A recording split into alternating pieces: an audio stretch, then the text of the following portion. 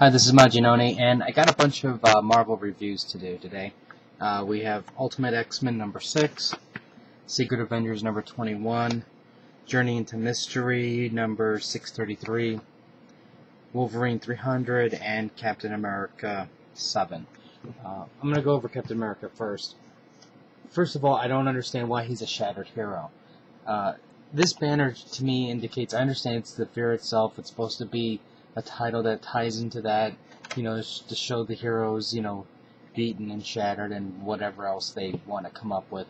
But this has nothing to do with fear itself. It has nothing to do with any of that stuff. So for it to call it a shattered hero, Captain America overall came out fine. Considering he thought Bucky was dead, but Bucky's not dead. So it's business as usual. If Bucky had died for real, and then they showed the effects of his death, or maybe, fine, he was still alive, but then they didn't tell him he was dead. That he was still alive. And didn't you see the effects of that still? Okay, shattered hero. The only thing that remotely resembles him being a shattered hero is how he keeps going from, look at me, I'm a super soldier, to I'm skin and bones. And that has nothing to do with fear itself, at least for what we can tell right now. So I think this is pretty much false advertising at the top. Now, we have more dealings with the Mad Bomb. Cap is going through a bunch of series of testing, and everything looks alright. They don't understand why he's switching back and forth. You get the general impression that the rest of the heroes don't believe that this is what's going on, but since Hawkeye was there to see it, then they kind of believe that this is what's happening. And then at the end, you get Serpent Society attack type thing.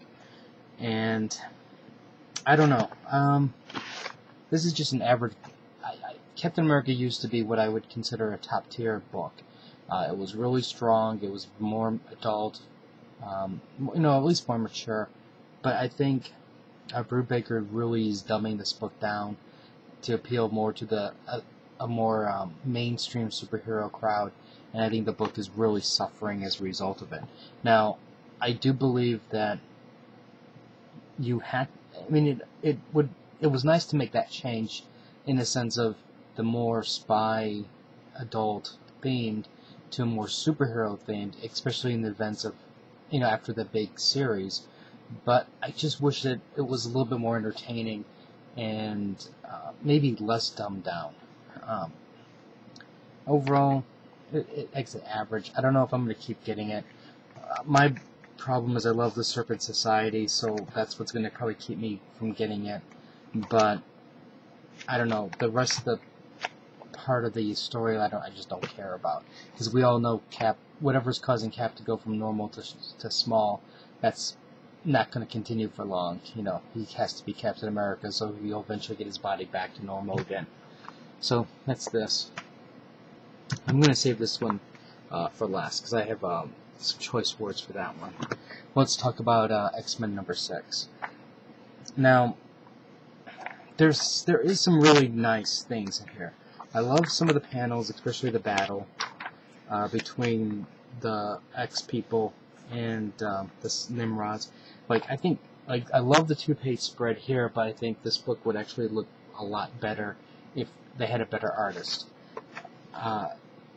Because I think, overall, I think the art's just average. It doesn't stand out. But in the hands of somebody who's really, really talented, it's really, this book would have been spectacular in terms of the battle sequences. It does say, I think, a lot for his talent, just because he's able to come up with nice panels. It's just, I just wish that the art was, at least from my point, a little bit stronger. I'm going to save a spoiler for that happens at the end, but I will say this: the events with Rogue, and then Rogue comes out and goes, "Oh, I'm so sorry. I really wasn't trying to betray you.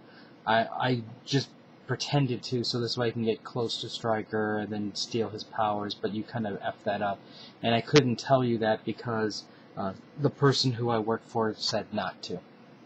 And when they reveal who Rogue is working for, I was really upset. You know what? Screw it. I'm just going to tell you.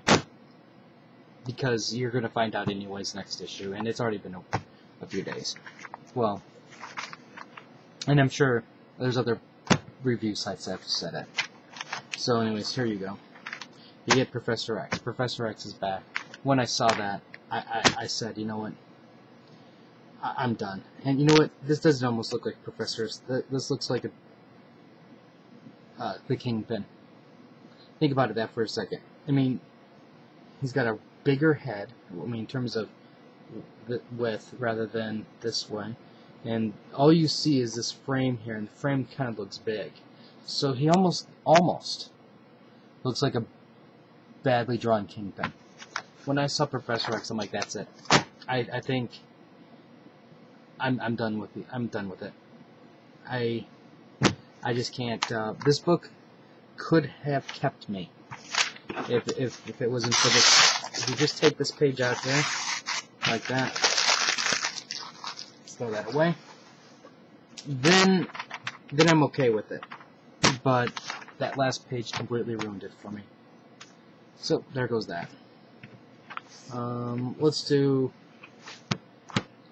Journey into Mystery. I really liked this issue. I liked the Loki's portrayal as a I mean, not betrayal, but portrayal as a little kid, and you get the son of Satan running around trying to stop these demonic possessions, and eventually it leads, this mystical demonic energy leads him to Oklahoma, where the Asgard is, and he beats little Loki.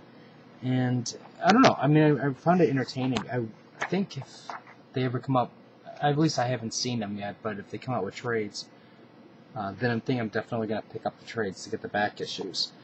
I thought the art was good, the story was entertaining, it was pretty. Now, I was okay with picking it up without really realizing what's completely going on, because I'm familiar with at least some of the events, that there was a little Loki, and then some of the events that he was involved in. But I think as a whole, if you were a brand new reader, you should be able to just come in there fresh and absorb everything that you see, and you should be okay. There is a little bit about the different gods of fear at the beginning, and they talk about the events from fear itself, which I thought was kind of interesting. Overall, I think I will get the second issue to this. And now, unlike Captain America, this would be considered a shattered hero, because this is Loki, and he's a little bit whacked in the head, and he's trying to figure things out. And he's both, I don't know, I want to say he's good and he's evil. He's walking a strange line in between, and he's still causing mischief, and he's having dreams of killing Thor, and it was entertaining. Okay, let's talk about Secret Avengers. Now, Steve Rogers and his crew are hot on the trail for the Shadow Council member, who is believed is about to commit a big random act of terrorism type thing, blow up a building. And apparently what's going on is part of this is dealing with their attempt at creating super soldiers. And what they do is they fake a fire, clear the building, and then they go in and they know that the Shadow Council members within this room here, so they go after them. I thought that the Moon Knight little brutality was really good. I was kind of surprised to see that Steve Rogers allowed it.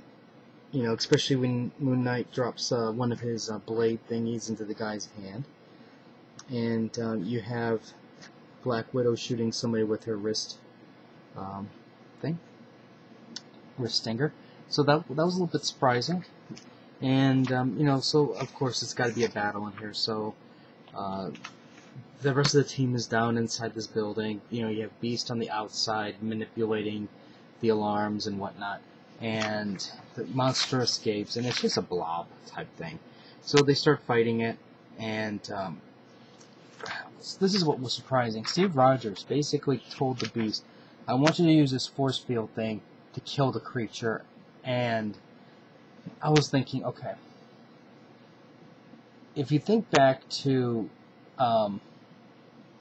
the space book with the Cosmic Avenger people, and you had Quasar, Ronin, Gladiator, and they were fighting this godlike being, the anti-warlock character, and he was basically possessing people and going to take over the universe. Very, very bad thing. Very bad on a cosmic scale. And the Annihilators, they wanted to kill the kid because he's evil, uncontrollable.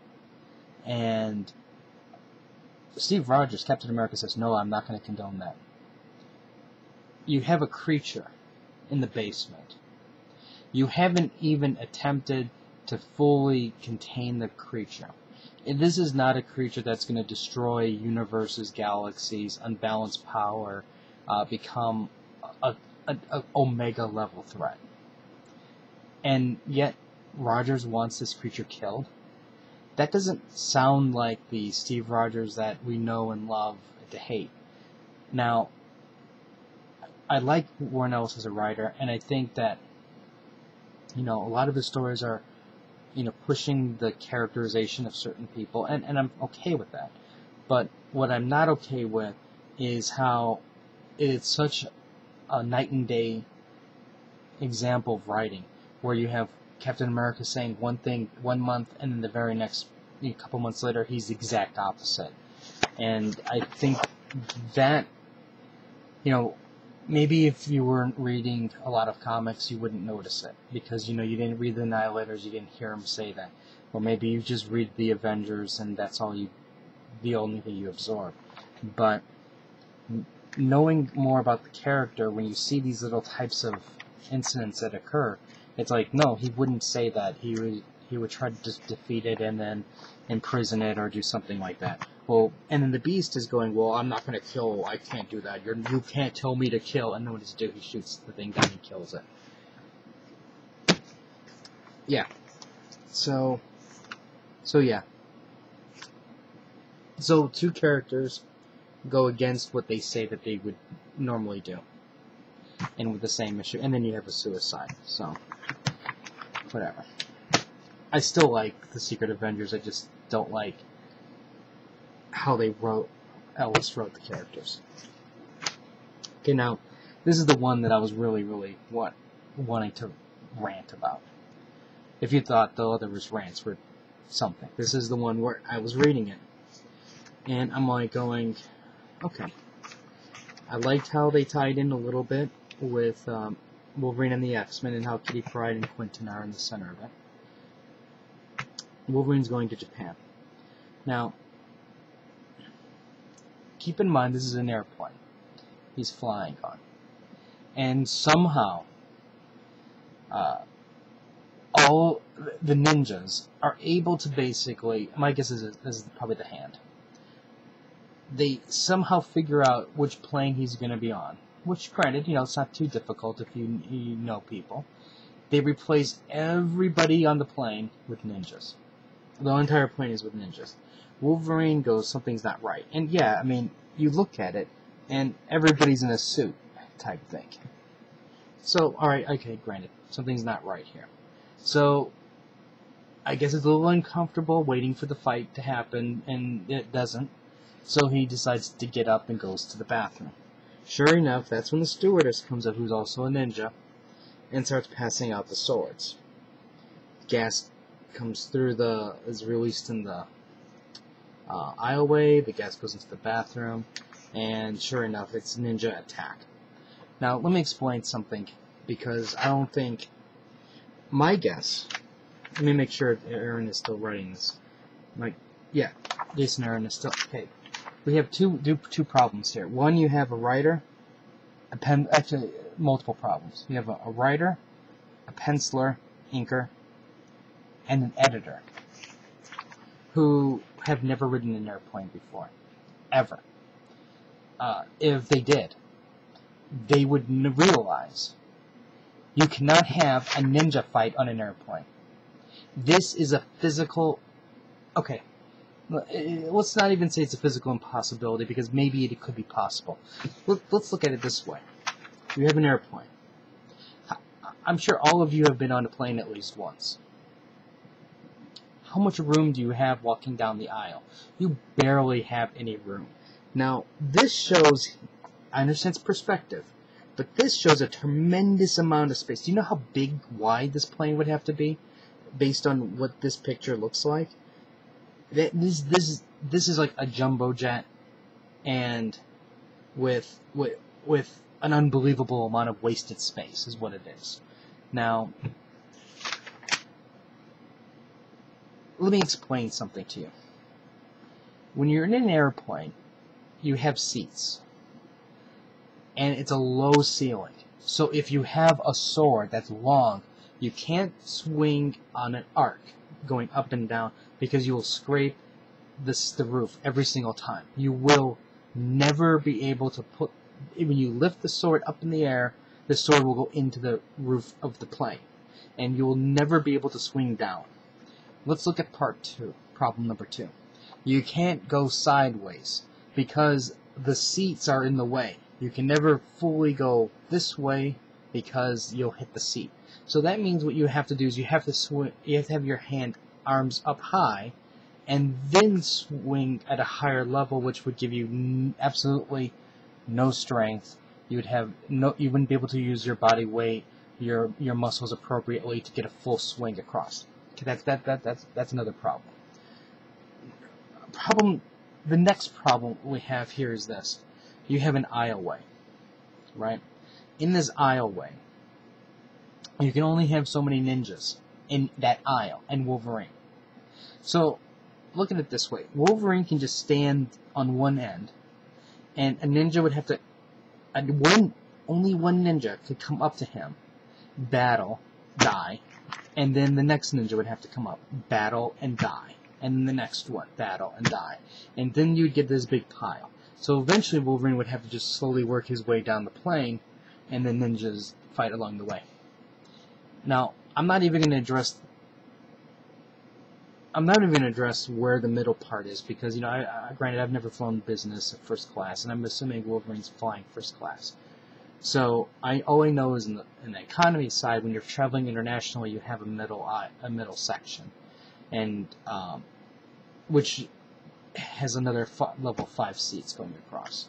Okay, so that even takes away less space. You have less space on this plane to actually fight with your swords like this. Okay.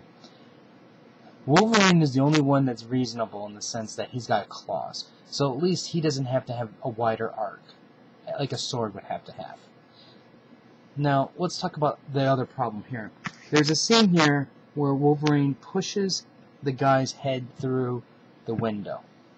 And as you can see here, it looks like there's other windows that are potentially broken. Oh, maybe not. Maybe not. That just shatters. Okay, we'll just go with this one window where the head is through. When a plane is up in the air, it's pressurized. So when you break the window, you release the pressure, and things go shooting right out the window. It doesn't make sense. This battle does not make any sense whatsoever. You know what would have worked? A bomb. You put the bomb on the plane blows up, Wolverine blows up. And, granted, he'll fall and regenerate, but at least you know what, you've stalled him to go back to Japan. What are these swords going to do to adamantium skeletons? Nothing. This is what you're doing is you just have a bunch of cannon fodder who are just killing themselves just for the sake of having some, not even a cool action sequence. All you have here is just a big, let's just draw as many ninjas as possible and fight. And why are you using gas when Wolverine has a healing ability? This gas probably doesn't even hurt him at all whatsoever. It's like this fails on so many different levels. I am insulted that somebody tries to push this off on me, saying that, hey, this is a good example of writing. This is very sloppy. This is just, hey, I have an idea, so let's just have Wolverine fight on a plane with ninjas because it would be cool.